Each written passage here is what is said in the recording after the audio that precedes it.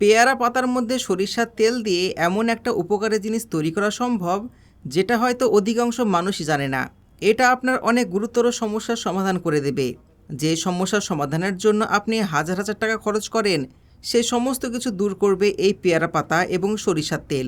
এর জন্য প্রথমে আমাদের প্রয়োজন হবে পেয়ারা পাতা। আর এর জন্য আমরা গাছ থেকে তাজা পাতা কেটে নিলাম। এখানে আমাদের 10-12টি মতন পেয়ারা পাতা আছে। পেয়ারা পাতাগুলোকে খুব ভালো করে পরিষ্কার করে নিতে হবে। আপনারাও গাছ থেকে পেয়ারা পাতা নেওয়ার পর খুব ভালো করে ধুয়ে নেবেন। এখন আমাদের নিতে হবে একটা কাঁচি। কাঁচির সাহায্যে পাতাগুলোকে এইভাবে কুচি কুচি করে কেটে নিতে হবে। এইরকম কুচি কুচি করে কেটে নিচ্ছি। এইরকম কুচি কুচি করে কেন কেটে নিচ্ছি সেটা আপনারা একটু পর দেখতে পাবেন। এবার আমাদেরকে নিতে হবে একটি অ্যালোভেরা। অ্যালোভেরাটাকেও আমাদের এইভাবে কুচি কুচি করে কেটে নিতে হবে। আপনাদের কাছে যদি অ্যালোভেরা না থাকে, তাহলে আপনারা বাজার থেকে অ্যালোভেরা জেল কিনতে পারেন।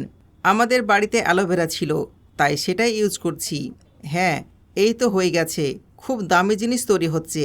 এবার বন্ধুরা, এটাকে আমরা একটা ব্লেন্ডারের মধ্যে নিয়ে নিচ্ছি।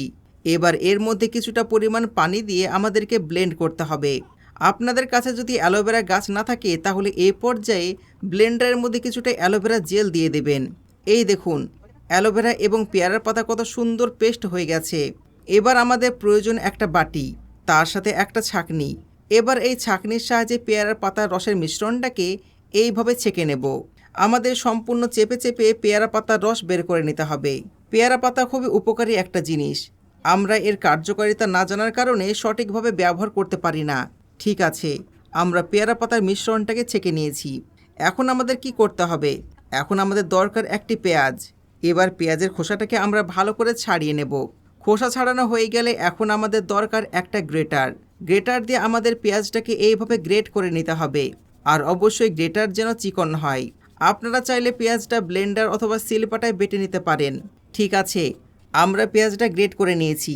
এবার মিশ্রণটাকে আরও ভালো করে মিশিয়ে নিতে হবে। পেঁয়াজ মিশানো হয়ে গেলে এখানে সর্বশেষ উপকরণ মেশাতে হবে, আর ওটা হলো সরিষার তেল। আমরা এখানে 1 চামচ মতন সরিষার তেল ব্যবহার করছি। এবার এই মিশ্রণটাকে খুব ভালো করে মিশিয়ে নিতে হবে। অলরাইট বন্ধুরা, এটা আমরা কি তৈরি করেছি? এটা তৈরি হয়েছে চুলে লাগানো ভিটামিন হেয়ার অয়েল। যদি আপনি ইন্টারনেটে সার্চ করেন চুলের যত্নে পেয়ারা পাতা এবং সরিষার তেলের উপকারিতা, তাহলে দেখতে পাবেন চুল বৃদ্ধির জন্য পেয়ারা পাতা খুবই উপকারী। চুলের গোড়া শক্ত করতে, চুল পাকা রোধ করতে এবং চুল ঝরে গেলে পেয়ারা পাতা এবং সরিষার তেল খুবই উপকারী। হ্যাঁ, এই দেখুন, আমাদের ভিটামিন অয়েল প্রস্তুত হয়ে গেছে। এবার আপনারা এটা কিভাবে ব্যবহার করবেন সেটা আপনাদের দেখিয়ে দিচ্ছি। এখানে অল্প একটু করে তেল নিয়ে নিন। আপনার মাথার চুল এবং মাথার স্ক্যাল্পে আস্তে আস্তে লাগিয়ে নেবেন। আর এটা এইভাবে সারা রাত লাগিয়ে রেখে দেবেন। সকালবেলা যদি মনে হয় শ্যাম্পু করার প্রয়োজন আছে, তাহলে শ্যাম্পু করে নেবেন। এই নিয়মে মিশ্রণটিকে সপ্তাহে 3 থেকে 4 দিন ইউজ করবেন। আপনি প্রথম দিন থেকে পার্থক্য বুঝতে পারবেন। আপনার চুল ঝরে গেলে, চুল বেশি পাকলে এবং মাথায় যদি খুশকি থাকে, তাহলে নিমেষের মধ্যেই ঠিক করে দেবে। প্রতিনিয়ত ব্যবহারে 70% চুল পড়া বন্ধ করে দেবে। আজকের ভিডিও অনেক কার্যকারী, তাই বেশি থেকে বেশি মানুষের সাথে শেয়ার করুন। আগের ভিডিওতে কমেন্ট করেছেন যশোর থেকে মীর মুস্তাক হোসেন, আসাম থেকে শান্তনু দত্ত, হুগলি থেকে সুব্রত ঘোষ, মুর্শিদাবাদ থেকে লালচান শেখ, বাংলাদেশ থেকে মাখলুক হাসান। আপনারা যারা কমেন্ট করেছেন আপনাদেরকে অসংখ্য ধন্যবাদ। আপনি পৃথিবীর কোন জায়গা থেকে ভিডিও দেখছেন কমেন্ট করুন।